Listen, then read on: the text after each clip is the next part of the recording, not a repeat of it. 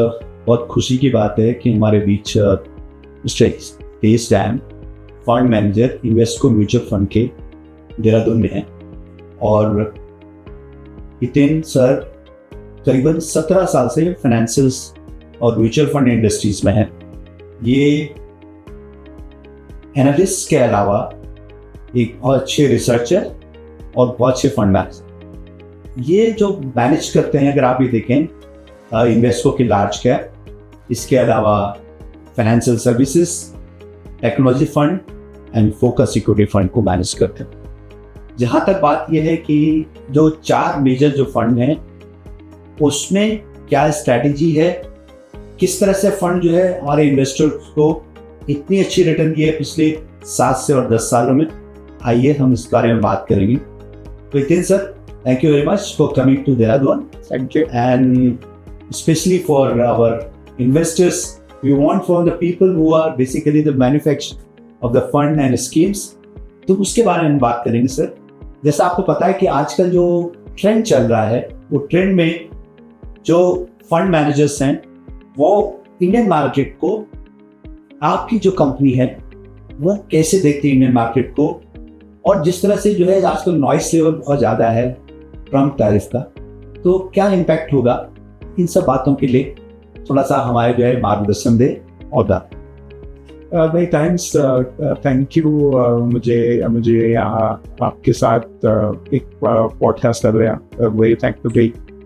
So in terms of how's the market looking, so honestly we are in a very interesting phase of our life cycle.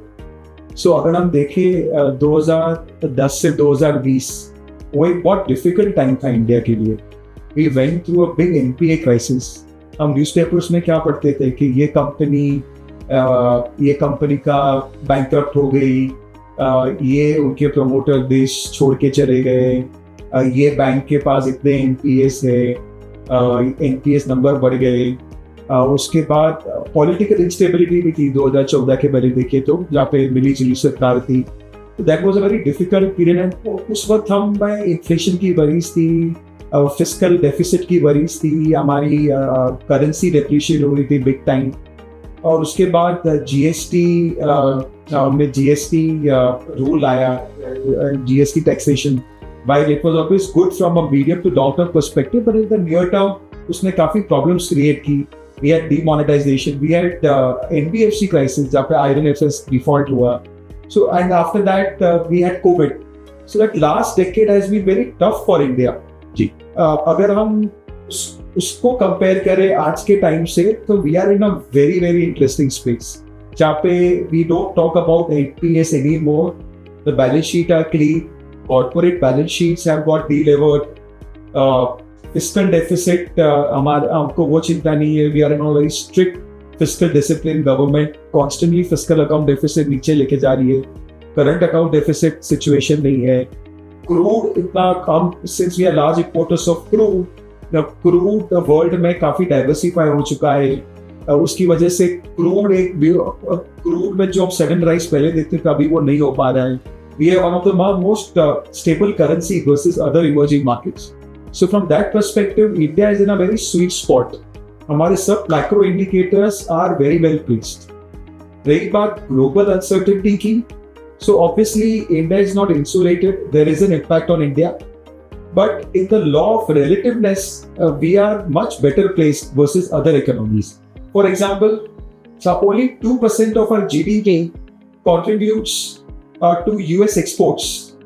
Now, this is not good, right? We are not creating great products that we can export to US.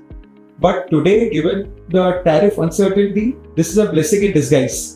ये tariff से हमारे पे impact जरूर है, लेकिन अगर relative to other countries देखें तो we are much better placed. So उस तरह से मैं कहूँगा कि ब्रॉड मैक्रो इंडिकेटर्स अगर हम देखें ग्लोबली या फिर domestically, we are very well placed. रही बात ग्रोथ की, so that is one thing which can create some volatility in our market. When the earnings growth accelerate, the market does well. Currently, the earnings growth is decelerating. Earnings growth कम हो चुकी है, उसकी वजह से markets में correction. But as I said, broad indicators very strong for India. or we are worried, so which says that from the medium to long term perspective, we are very well placed. In the near term, we are grappling with slowdown in earnings. इनको सही कह रहे sir. Sir आज सुबह में एक news आई कि pharma में 100% टैरिफ लगा है। Sir what could be the impact on India pharma industry? और जब भी हम एक्सपोर्ट करते हैं यूएस को, काफी सारा जो है फार्मा प्रोडक्ट यूज करते हैं, तो आपको क्या लगता है, आपके व्यू के हिसाब से what will be the impact of US on Indian pharma? Oh, sure. So again, tariff blended pharma पे लगा है, हमारा generics जी। So हम पे impact नहीं है उतना. While some of the companies do have some impact, but again, by the law of relatively speaking, in terms of other countries, जहाँ पे ज़्यादा branded pharma बेचते हैं वो US में, उस पे बहुत ज़्यादा impact है. हम पे again there is less impact since we are more generics focused. जी सर, इसके अलावा एज अ फंड हाउस, आपका जो फंड हाउस है वो करीबन 1,35,000 करोड़ का एम है, और मैक्सिमम उसमें अगर आप 18 से 7 मिला के देखिए करीबन 90,000 करोड़ का आपका एसेट इक्विटी है और बाकी डेट। तो what are your philosophy as a investor mutual, कि क्या फिलॉसफी है इन्वेस्टिंग की? थोड़ा सा जो है हमारे लोगों को पता लगे जो इन्वेस्टर्स हैं कि how Invesco does this kind of investing style या उसकी फिलॉसफी क्या है in this? No, sure. Good question. So this is what we also recommend investors to focus on is more. What is the process that the mutual fund is having internally? Yes. Because returns can sometimes be cyclical, but at least the process has to be consistent, and which is where Invesco में ये चीज एक starting से है कि जब से Invesco start हुआ करीबन 20 साल पहले, तब से हमारा process consistent रहा है, investment process. So investment process है क्या? So effectively हमारा प्रोसेस हमें काफ़ी डिसिप्लिन लाता है in terms of the investments that we do. For example, as a fund manager, I cannot buy a stock until my research analyst has done complete due diligence on that stock and is presented to the entire team. For example, today if I'm speaking to you and I just happen to read something about the company ABC, तो मैं कल office में जाके वो ABC company नहीं खरीद सकता.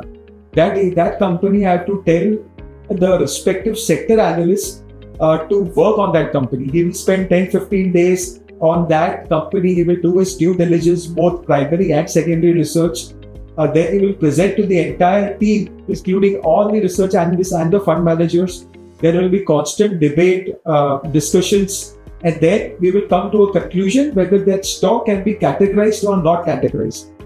Categorized meaning the analyst is showing a green flag saying that there is investment rationale behind buying this stock, and that is why it is categorized, which means कि अगर fund manager कोई चाहे तो वो stock bye कर सकता है.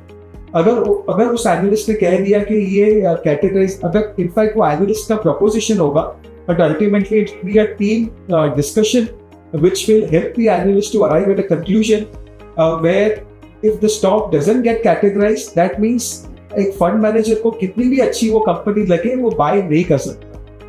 ये हेल्प कैसे करता है? ये एक डिसिप्लिन लाता है कि मैं मेरे कोई शॉर्ट टर्म राशनल या फिर मेरे शॉर्ट टर्म थिंकिंग या मैं कहीं पे I am not cutting the corners, मैं कोई शॉर्टकट तो नहीं ले रहा हूँ कि मेरा रिसर्च कहीं पे अधूरा तो नहीं रह गया when I am buying a stock. तो इसके लिए जब ये प्रोसेस इन्वेस्को जो इंटरनेशनल जो कंपनी है करीब 90 साल का इसका एक्सपीरियंस है इन्वेस्टमेंट मैनेजमेंट में, और जो इंडिया में इन्वेस्को है इसका क्या जो है इन उस कंपनी का रिलेशनशिप जो है, और जिस तरह से वो फंड मैनेज करती है यूएस में और कंट्रीज में, करीब 25 कंट्रीज में करती है, तो इंडियन मार्केट में उसका कुछ फायदा होता है इंडियन इन्वेस्टर्स को? नहीं, उस तरह से मैं कहूँगा कि हमारे एज अ फंड मैनेजर हमको एक रिस्क मैनेजमेंट पर्सपेक्टिव हमें हमारी हांगकांग टीम से एक ईयरली असेसमेंट होता है जहाँ पे they look at us at all of our funds from a risk perspective where they have various risk parameters. So from a risk management perspective, yes, we get some exposure from there.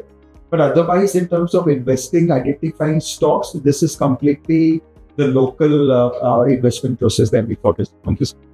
Sir आप जो है अलग अलग तरह से fund manage करते हैं। अगर आप ये देखें कि लार्ज कैप है जो कि सबसे टफ कैटेगरी है, क्योंकि लार्ज कैप में रिटर्न बनाना थोड़ा सा मुश्किल हो जाता है, क्योंकि वो कंपनीज ऐसी हैं कि टोटल अगर आप देखें 100 का यूनिवर्स है, और उसमें जितने भी फंड मैनेजर है वो बेंचमार्क को जो है अल्फा जनरेट करना बहुत मुश्किल हो जाता है। उसके अलावा दूसरा फंड आप मैनेज करते हैं फोकस सिक्योरिटी फंड, 20-25 स्टॉक्स के बीच रहता है। Though you can diversified it to different sectors से भी आप चूज कर सकते हैं, और कंसंट्रेटेड पोर्टफोलियो रहता है, तो कंसंट्रेटेड रिस्क भी उसमें बहुत ज़्यादा, कंसंट्रेशन रिस्क सबसे ज़्यादा। इसके अलावा आप सेक्टर करते हैं, मतलब आप टेक्नोलॉजी फंड मैनेज, और उसके अलावा फाइनेंशियल सर्विस। तो अगर हम ये देखें कि ये बिल्कुल अपने आप में बिल्कुल अलग अलग हैं, और एक आप जैसे फंड मैनेजर के लिए मुझे तो लगता है कहीं कि कैसे आप मैनेज करते हैं सर, जनरली मेरे दिमाग में बार बार आ रहा था कि इस तरह से होता नहीं, क्योंकि जो फंड मैनेजर जो स्पेशली जो सेक्टरल फंड करते हैं तो स्पेसिफिक एक ही फंड के ऊपर जो है वो मैनेज करते हैं, but you manage all kind of fund. तो हाउ यू डू इट, मतलब क्या इसमें, मतलब कैसे आप करते हैं? That's very important. सो मैं कहूँगा अगेन हमारा इन्वेस्को का इन्वेस्टमेंट प्रोसेस काम आता है, क्योंकि हम कोई भी स्टॉक जब कैटेगराइज करते हैं तो उसमें एक स्टॉक इन्वेस्टमेंट राशनल होता है कि आप क्यों बाय कर रहे हैं, हम कि वेदर ये ग्रोथ कंपनी है कि ये वैल्यू कंपनी, इसमें क्या कैरेक्टरिस्टिक्स है उस कंपनी का। सो जब हम वो बिजनेस काफी इन डेप्थ और अंडरस्टैंडिंग हो जाती है, so then as a fund manager वो मेरे लिए इजी होता है in terms of segmenting it कि ये एग्जैक्टली किस कैटेगरी में फॉल कर पाएंगी, and accordingly I can devise my portfolio. And at the same time I will say that क्योंकि मैं डाइवर्सिफाइड फंड्स करता हूँ, I look across multiple sectors, so then I can appreciate the relative attractiveness of each sector much better. तो कहने का मतलब ये है कि अगर आप डिफरेंट सेक्टर में डिफरेंट स्टॉक्स को, इक्विटी को देख रहे हैं और उसको एनालाइज कर रहे हैं, उसको रिसर्च कर रहे हैं, तो आपके लिए ज़्यादा इजी होता है। तो आपको स्पेशली लार्ज कैप में, क्योंकि लार्ज कैप में वो सारी कंपनीज आती हैं, बहुत सारी कंपनी और सेक्टोरल में भी आती हैं, सो इट इज बेटर, आपको उसका व्यू ज़्यादा बेटर लगता है। फॉर एग्जाम्पल क्योंकि मैं फाइनेंशियल सर्विसेज और टेक्नोलॉजी बोथ करता हूँ, तो I can appreciate fintech sector much better. And similarly, there are some other sectors like say new age tech. That sector I can appreciate it much better because I come from a technology background. So from that perspective, having a more diversified sectors gives us more exposure in terms of identifying those high growth opportunities. Sir अभी आप एक NFO लेके आ रहे हैं, consumption fund, और जैसे बिल्कुल अभी GST2 जो आया है जिसमें काफ़ी सारी जो है स्लैब्स, उन्होंने 28% का स्लैब और ये 12% का स्लैब स्टेप अप कराया है। तो इस जो कंजम्पशन फंड लेके आ रहे हैं उसकी थीम क्या होगी, एंड उसका बेसिकली मॉडल क्या होगा उसमें इन्वेस्ट करने के लिए, और क्यों, और वो कैसे हमारे इन्वेस्टर्स को, वैसे सेक्टरल फंड बिल्कुल, तो उसमें मतलब जिस तरह से आपका मॉडल होगा तो इस टाइम पे क्या लाना वो सही है, और उसका जो है क्या कहते हैं उसमें शॉर्ट टर्म में इन्वेस्टर को क्या बेनिफिट। श्योर। सो हमारा कंजम्पशन फंड का राशनल ये है कि लास्ट 2-3 साल से कंजम्पशन ग्रोथ वीक है कंट्री में, एंड यहाँ पे गवर्नमेंट की डिसाइसिव स्टेप्स है to improve consumption in the country. Yes, it started since the budget, जहाँ पे इनकम टैक्स कट्स हुए, 12 लाख तक कोई टैक्स नहीं है। उसके बाद इंटरेस्ट रेट कट्स हुए, रिसेंटली जो आपने बताया GST कट्स हुए, अभी यहाँ पे 6th पे कमीशन हाइक भी ड्यू है, वो भी एनी टाइम आ सकता है। तो ये अगर इसको स्टैंड अलोन देखे तो ये सब छोटे छोटे स्टेप्स है, पर अगर इसको कंबाइन करके देखे तो ये काफी डिसाइसिव स्टेप है from the government to push consumption. And obviously जब गवर्नमेंट कोई का एजेंडा बन जाता है कि मुझे कंजम्पशन इंप्रूव करना है, then they have many levers to actually push that growth, like what we have seen recently. And that is why we think that now is a good time for consumption to pick up. So that is why we thought of launching the consumption fund. In terms of कैसे रहेगा हमारा consumption fund, so we are always on the lookout for strong businesses which have got high growth potential over a long period of time. And from that perspective, India में आज की तारीख में जो जिस per capita income में हम हैं, अब वहाँ से अगर हम देखें तो at any point हमें एक inflection point expected है जहाँ पे discretionary consumption will grow much faster than your staples. And that is what we are also seeing currently. So उस तरह से हमारे फंड में जनरली डिस्क्रिशनरी एक्सपोजर ज्यादा होगा compared to staples.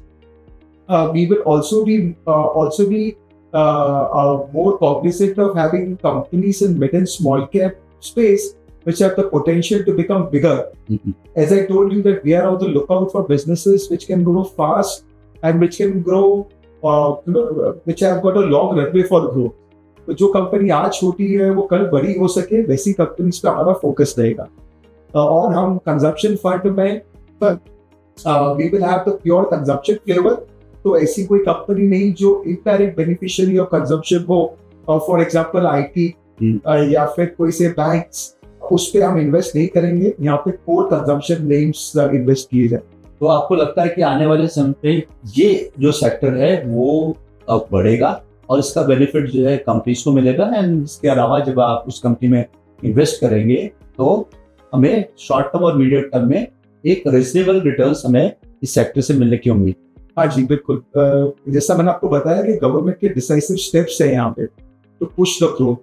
और हमारा जो पर कैपिटा इनकम है आज की तारीख में क्लोजर टू $2,700 US डॉलर्स. और हम बाकी इकोनॉमीज को अगर देखिए वर्ल्ड वाइड रिसर्च करें तो एक करीबन $3,000 के करीबन ये नंबर पे जनरली इन्फ्लेशन पॉइंट आता है जहाँ पे कंजम्पशन ग्रोथ काफी एक्सेलरेट होता है कंटिन्यू. सो हम काफी करीब है उस नंबर के, and that is why we feel that even over the medium term there is strong potential for consumption sector to do it. Sir आपको 17 साल का एक्सपीरियंस है इस इंडस्ट्री, और आपने उस पीरियड में आप इस इंडस्ट्री में रहे हैं जहाँ पे एक्सपोनेंशियल इसमें ग्रोथ देखने में मिली, बहुत ज्यादा जो है ग्रोथ देखने मिली. तो एक जो इन्वेस्टर है, जो कॉमन इन्वेस्टर है जिसको बहुत ज्यादा फंड प्रोसेस के बारे में पता नहीं है, फंड्स के बारे में पता नहीं है, तो उनको what piece of advice you want to give first thing, और उनको कुछ ऐसी चीजें बताइए कि अगर वो वेल्थ क्रिएट करना चाहते हैं लॉन्ग टर्म में तो उनको ऐसी कौन सी मिस्टेक्स हैं दे शुड अवॉइड. तो इस बारे में थोड़ा सा कुछ मतलब जिस लोगों के पास जाए and they should understand from the people who really want to make Indian wealthy. नहीं तो वेरी गुड क्वेश्चन. तो सेम चीज जो हम फॉलो कर रहे हैं which has helped us over the last 20 years to deliver consistent returns is that you should have a disciplined process. आप डिसिप्लिन कभी भी नहीं तोड़े, कभी भी आप रिटर्न्स को चेंज नहीं करें. आप कांस्टेंट इन्वेस्ट करें, कंसिस्टेंटली इन्वेस्ट करें, एंड आप मार्केट को टाइम नहीं करें, रादर आप टाइम स्पेंड करें मार्केट. तो जो एक सिंपल प्रोडक्ट है SIP, ये अपने आप में काफी डिसिप्लिन लाता है और ये हमें मार्केट में कांस्टेंट एक हमें कांस्टेंट चीज सिखाता है कि every month you are investing that fixed amount irrespective of market prices. तो ये आप डिसिप्लिन ना तोड़े और कंसिस्टेंटली इन्वेस्ट किए जाए. So there history tells us that this type of consistency helps you deliver strong returns. और आखिरी जो मैं आपसे पूछना चाह रहा हूँ सर, कि जिस तरह से आजकल एक हाइप क्रिएट हुई है सोना और चांदी, और लोग जो बात कर रहे हैं आजकल गोल्ड और सिल्वर की बात कर रहे हैं. So what are your views regarding gold and silver investing at this point? और मतलब क्या गोल्ड और सिल्वर इस टाइम पे इन्वेस्ट करना सही है, या उसकी जो रेट्स बहुत ज्यादा हो गए हैं, या हम किस तरह से गोल्ड और सिल्वर में एक मतलब नॉर्मल इन्वेस्टर जो है उसमें पैसा लगा सकते? Interesting question. हालांकि मैं एक्सपर्ट तो नहीं हूँ गोल्ड एंड सिल्वर में. क्यों एक्सपर्ट नहीं हूँ? क्योंकि गोल्ड सिल्वर की कोई P&L नहीं आती, कोई बैलेंस शीट नहीं आती, कोई कैश फ्लो स्टेटमेंट नहीं आता. आप तो रिसर्च जिससे बैठ के मैं रिसर्च करूँ और ना उसका कोई मैनेजमेंट होता है. ये CEO नहीं है गोल्ड सिल्वर का जिससे समझू उसका उसका कोई कॉम्पिटिशन है कि भाई ये बिजनेस बेटर है ऐसा. Which is why it is very difficult to have a view there from at least from our vantage point. But एक चीज क्लियर है कि currently जो geopolitical uncertainty है, जब वहाँ पे ग्लोबल करेंसी US डॉलर्स पे क्वेश्चन मार्क आ रहे हैं और सामने कोई स्ट्रॉन्ग करेंसी नहीं है जो उसको रिप्लेस कर सके. There is only one thing which is a store of value in a way, gold and silver, which gives you some edge against this uncertainty or the global uncertainty which is happening, and which is why I think that will be my recommendation, to have some allocation in gold and silver essentially because the store of value. Yes. With gold, you can always barter for something. एक नया phrase है last few years से crypto currency. Crypto. तो जहाँ पे ये भी question था कि क्या क्रिप्टो बेटर है, गोल्ड से बेटर है. Yes. बट सी क्रिप्टो अपने आप में टेक्नोलॉजी है, उसको करेंसी समझे तो it is not the real currency, because मैं क्रिप्टो लेके उससे कुछ बार्टर नहीं कर सकता. मैं आज आपको क्रिप्टो देके मैं मेरे ग्रोसरी नहीं खरीद सकता. Yes. लेकिन मेरे पास अगर गोल्ड हो तो वो बेच के मैं ग्रोसरी ले सकता. Yes. So which means that gold is a store of value. So that is where my recommendation will be to have the right asset allocation. वहाँ पे anywhere between 10 to 50% is a good asset allocation that investors should consider in gold and silver. Only because to hedge against global uncertainty, to have a diversified portfolio, and at the same time have some kind of exposure to the global potential the global currency. Like US dollar is a global currency, but उसके बाद अगर देखें तो gold ही एक है which is the real hedge against inflation. Sir, thank you, sir. Thank you very much. आपने जो insight दिया, we are really privileged for it. और मुझे लगता है कि जो छोटी छोटी बातें आपने बताई हैं हमारे इन्वेस्टर्स को, मुझे लगता है कहीं ना कहीं उनको बेनिफिट होगा. और आपकी जो सबसे बड़ी बात आपने बोली है, एक आप कंसिस्टेंट जो है इन्वेस्ट कीजिए, अच्छी कंपनीज में, अच्छे फंड में इन्वेस्ट कीजिए और वेल्थ क्रिएट कीजिए. ऐसा नहीं है कि आप जो है सिर्फ जो है इमोशनली कोई चीज़ खरीदें और उसमें आप इन्वेस्ट करें, तो ऐसा बनेगा ही बनेगा. तो thank you very much Jitendra sir, and really it's very nice to talk to you. और फ्यूचर में आपसे मुलाकात होगी जब भी आप देहरादून आएंगे. We will again meet and we discuss about the certain good things about the investment. Thank you so much. Thank you. Mutual fund investments are subject to market risks. Read all scheme related documents carefully.